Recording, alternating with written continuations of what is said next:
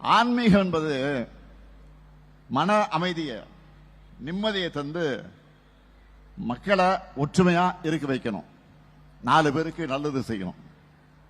இதுதான் உண்மையான ஆன்மீகமாக இருக்க முடியும். ஒரு சிலரோட அரசியல் லாபங்களுக்காக பிரிவுகளையும் பிளவுகளையும் உண்டாக்கி சமூகத்தை துண்டாட சதி செயல்கள் அது நிச்சயமா ஆன்மீகம் அல்ல, அது அரசியல். அது கேடுகட்ட மலிவான அரசியல். தீபம் எங்க ஏற்றப்படணுமோ எப்போ ஏற்றப்படணுமோ அங்க வழக்கம் போல சரியா முறையா ஏற்றப்பட்டிருக்கு. நான் இன்னும் பெருமையோடு பக்த பெருமக்களுக்கு சொல்றேன், தமிழ்நாட்டு வரலாற்றிலேயே இல்லாத அளவுக்கு நாங்க ஆட்சிக்கு வந்து 1490 நாள்ல, நல்லா கவனிங்க, 1490 நாள்ல 3000க்கு மேற்பட்ட திருக்கோயில்களுக்கு குடமுழுக்கு நடத்தி இருக்கிறோம். இப்ப அந்த எண்ணிக்கை இன்னும் கூடியிருக்கும்.